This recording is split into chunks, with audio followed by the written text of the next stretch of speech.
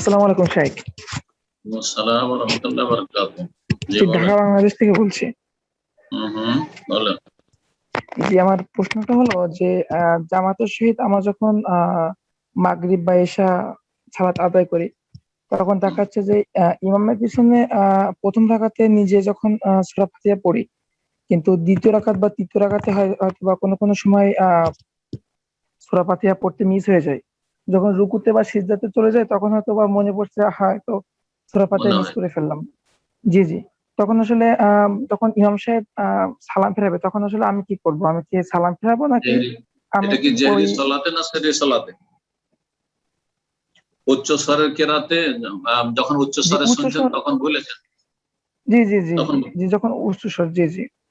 উচ্চ স্বরে যে রাকাতটাতে শুনেছেন আর পড়তে ভুলে গেছেন বা পড়েননি, সালাত হয়ে যাবে ইনশাআল্লাহ, সালাত হয়ে যাবে। বাকি কথা হলো যখন মনে মনে পড়ছে ইমাম, তখন আপনি ভুলে গেছেন না, তাহলে ওই রাকাত হয়নি, তাহলে সালাতের রকম ছুটেছে, ওই রাকাত হয়নি, আর এক রাকাত পড়ে নেবেন ইমামের সালাম ফেরার পরে মসবুক আপনি জানো। বুঝতে পেরেছেন? জি। জি, আসসালামু আলাইকুম শাইখ।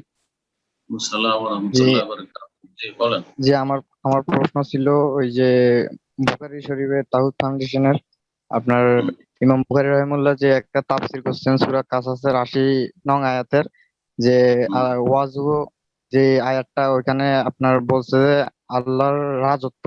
তো এখন ওইখানে ওইটা নিয়ে নাসিরুদ্দিন আলবানী রাহিমাহুল্লাহ হুম। ইয়া বললেন যে এটা কোনো মুমিন মুসলিমের তরজমা হতে পারে না, মানে তাফসীর হতে পারে না, কোনো কথা হতে পারে না। এখন এই ভুলটা কার হয়েছে মূলত, এটা জানতে চাইছি। আল্লাহু আলাম, জানা জি, নেই, কিন্তু আসসালামু ওয়াজহ আলাইকুম। আল্লাহর ওয়াজহ আছে, আল্লাহর চেহারা আছে, যে কেউ বলুক না কেন প্রত্যেকের কথা নেওয়া যাবে, ছাড়া যাবে। যদি কেউ বলে থাকে ভুল হইতে পারে, কিন্তু সে বিষয়টি কি প্রেক্ষাপটে বলেছেন, এবং তারপরে কেউ যদি ওয়াজহুন মানে মুলক তার রাজত্ব করে করে থাকে, তার মানে এই নয় যে চেহারাকে সে অস্বীকার করেছে। চেহারাকে স্বীকার করার পরে যদি একটা তফসির করে যে এটাও তফসির হইতে পারে, তাহলে সেটা ভিন্ন বিষয়, সেটা ভিন্ন বিষয়, কিন্তু এরকম হতে পারে। আর ঠিক ওইটা আমার এই বিষয়ে আমি দেখিনি বা জানা নেই এখন, কিন্তু কথা হচ্ছে যে ওয়াজহনকে মানতে হবে। হ্যাঁ, যে ওয়াজহন আল্লাহর চেহারাকে অস্বীকার করবে, যে আল্লাহর চেহারা নেই, আল্লাহর চেহারা মানে সত্তা, তখন বলবো যে সে আশআরি, সে তাওয়িল করে ফেললো, সে মাতুরিদি, সে আহলে সুন্নাত ওয়াল জামাত নয়, তাওহীদুল আসমা সিফাতের ক্ষেত্রে সে আহলে সুন্নাতের অন্তর্ভুক্ত নয়।